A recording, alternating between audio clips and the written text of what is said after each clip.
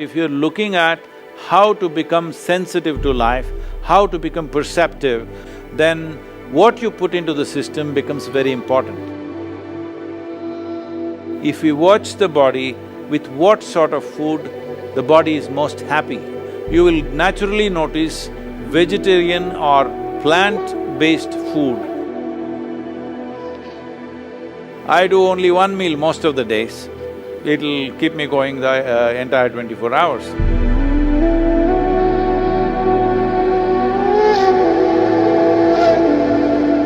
So, could you just explain to me why so many people in India are vegetarian and the importance of food and fruit in your general day-to-day life?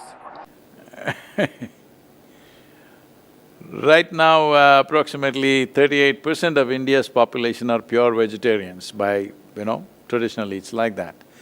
Let's say about 50 years ago, nearly 60% were vegetarians, but Western educated doctors have been telling people, if you don't eat meat, you won't get nourishment, you have to eat some meat.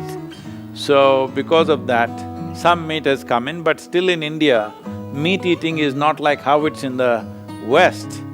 It is only a side dish, even for non-vegetarian people, it's only a side dish. But why vegetarianism is, we see if your survival is under threat, your entire life is about survival. Once survival is taken care of, now you wonder, what is this all about? Because when survival is in question, it looks like when your survival is fulfilled, everything is going to be great. But once survival is taken care of, you realize that is not the truth. Your life is longing for something else. So survival was very simple and easy, it was a rich land, people survived well. Because of that, they started looking inward and it started developing various things, and one important thing is, nearly 70% of the country's population was always actively spiritual.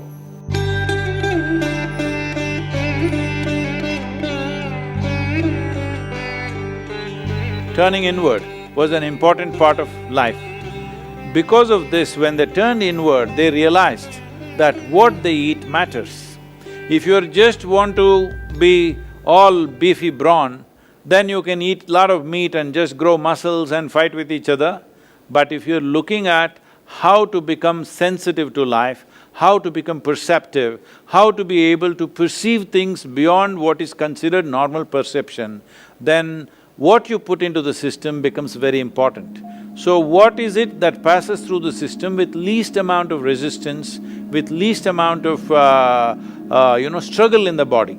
So to put this into perspective, let me put it this way. See, if you eat raw meat, for example, in the human system, compared to carnivorous animals, in all the carnivorous animals, the length of the alimentary canal is only 3 times the length of its body approximately. In all the herbivores, the length of the alimentary canal is 5 to 6 times the length of the body. So in a human being, it could be anywhere between 24 to 28 or 30 feet, which is nearly 5 to 6 times the length of our body. In this kind of alimentary canal, if you put meat, it will travel through this very, very slowly. Approximately, raw meat would take 70 to 72 hours to pass through the system. If you put cooked meat, it will take 50 to 52 hours to pass through the system. If you put cooked vegetable meals, it will take anywhere between 24 to 30 hours to pass through the system. If you put raw vegetables into the system, it will take 12 to 15 hours to pass through the system. If you put fruit into the system, it will take 1.5 to 3 hours to pass through the system. So, we started recognizing what is that food which happens in the body with least amount of residue, least amount of impurities, and passes through the system very quickly, because in yoga this is an important thing, we all manage this even now. If we eat anything, within 2.5 hours we must be hungry, our stomach must be empty. But we won't eat. Stomach is empty, but we're energetic, so we don't eat. So generally, here in the yoga center, everybody does only 2 meals. 10 in the morning, 7 in the evening, that's it. I do only one meal most of the days. If I'm traveling, I may do something else a little bit, but otherwise generally if I am home, I do only one meal. So is that in the morning or the evening? I'm just curious. Generally for me, it is 4:35 in the evening. Uh, it'll keep me going the entire 24 hours. It's not like a rule, it is just that is the need. So suppose there is a lot of physical activity on a certain day, then you may eat a small breakfast or you may eat a fruit or something like that. Food is not to be made into a philosophy or a kind of a religious process. Food is the requirement of the body.